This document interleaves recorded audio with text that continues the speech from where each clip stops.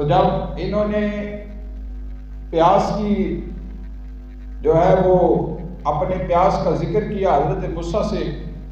تو حضرت موسیٰ نے پھر اللہ کی بارگاہ میں دعا کی، وَإِذِ اسْتَسْقَىٰ مُوسیٰ،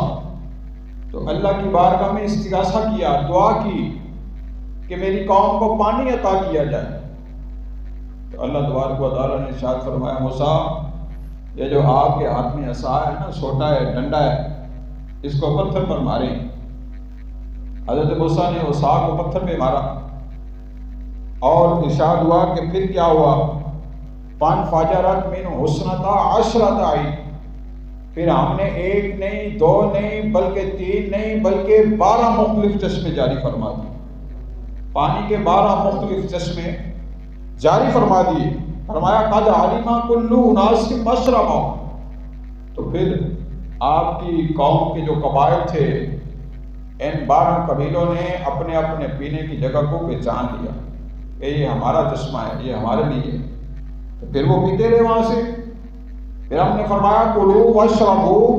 من رزق اللہ، اللہ نے جو تمہیں رزق دیا ہے نا، اس سے کھاؤ بھی اور پیو، من و سلوہ کھاؤ اور پاکیزہ چشموں کا پانی پیو، اور اللہ کی نعمتیں جو تمہیں دی جا رہی ہیں اس پہ شکر ادا کرو۔ ولا تعثوا فی الارض مفسدین، تو پھر زمین پہ فساد پھیلانے والے نہ کرو۔ یہاں پہ ایک بات کا بڑا واضح ذکر ہوتا ہے کہ اللہ تبارک و تعالیٰ نے اس بات سے منع فرمایا، کھانے پینے سے منع نہیں فرمایا، کھاؤ پیو جتنا دل کرتا ہے، لیکن منع اس بات سے فرمایا کہ حرام نہ کھاؤ۔ تمہارے کھانے پینے پہ اللہ کو کوئی اعتراض نہیں،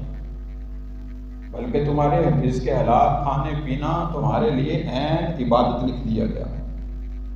حضور صلی اللہ علیہ وسلم کا فرمان ہے، حلال کا لقمہ جب تک پیٹ میں ہوتا ہے وہ بندہ ہمہ وقت عبادت میں شمار کیا جاتا ہے، اور جب حرام کا لقمہ بندہ کھائے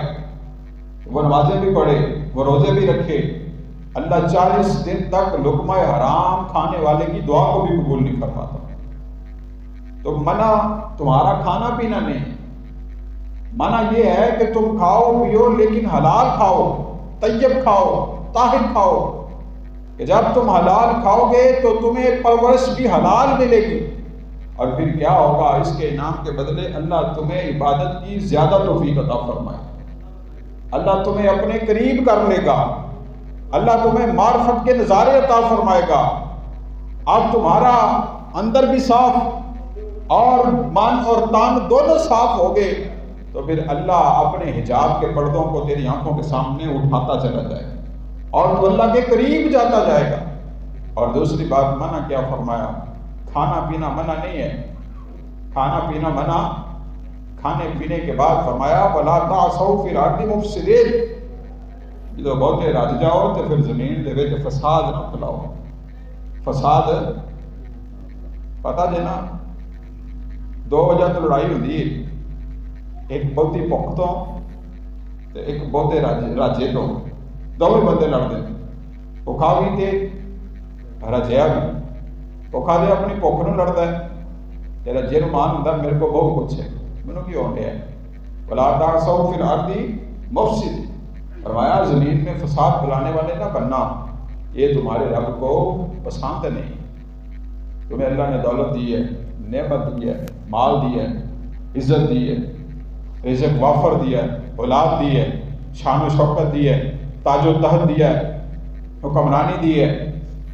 اور پھر ساتھ فرمایا کہ فساد نہیں چاہیے، عاجزی، انکساری، خاکساری، تواضع چاہیے، جتنا تمہیں دیا ہے اتنا جھک کے رہو اپنے مالک کی بارگاہ، تو یہ اللہ کو پسند ہے۔ اور یہ بھی بات آپ سن لیں، ہاتھ کو ٹانی درخت کی جس کے اوپر پھل لگاؤ، اس کی حالت یہی ہوتی ہے کہ وہ جھکی ہوئی ہوتی ہے، وہ اکڑی نہیں ہوتی، وہ جھکی ہوئی ہوتی ہے، اور سب سے زیادہ وٹے بھی اسے پڑتے ہیں، تکلیف بھی اسے برداشت کرنی پڑتی ہے۔ تو یہ ایک اشارہ ہے کہ تم سمجھ جاؤ تمہیں دیا جا رہا ہے، اور پھر فساد نہیں پھیلانا تم نے۔ تو آج کے دور میں آپ نے دیکھا کہ فسادی ٹولے کون سے ہیں؟ وہی ہیں کہ جن کے پاس بڑا مال ہے، راہ جاتے کسی کو قتل کر دیا، کسی کے منہ پہ تھپڑ مار دیا، اس کی عزت اچھال دی، وہ یہ غریب ہے، وہ اس نے کیا کر لینا ہے؟ لیکن حضور علیہ الصلوۃ والسلام نے فرمایا سب سے زیادہ اس بات سے ڈرو کہ جو تم غریب پہ ظلم کرتے ہو، اللہ کے اور اس کی دعا کے درمیان کوئی بھی حجاب نہیں ہوتا۔ غریب کی دعا، دعائے بد اگر تمہارے لیے نکل گئی تو یہ سیدھا عرش الہی میں جا کے پیش ہوگی، تو اسے سب سے زیادہ ڈرو۔ تو یہ دو باتیں کہ تم کھاؤ، تم پیو، لیکن حلال کھاؤ، تم کھاؤ پیو، ولا تعثوا فی الارض مفسدین، پر زمین پہ فساد نہ پھیلاؤ، امن کے ساتھ رہو، سکون کے ساتھ رہو، عاجزی انکساری کے ساتھ رہو۔ تو یہ حضرت موسیٰ علیہ السلام آپ کا معجزہ بھی، آپ کے اصحاب مبارک سے 12 چشمے جاری ہو گئے، بہت بڑا انعام ہے، بہت بڑا معجزہ ہے۔ لیکن حضرت شیخ عبد الحق محدث دہلوی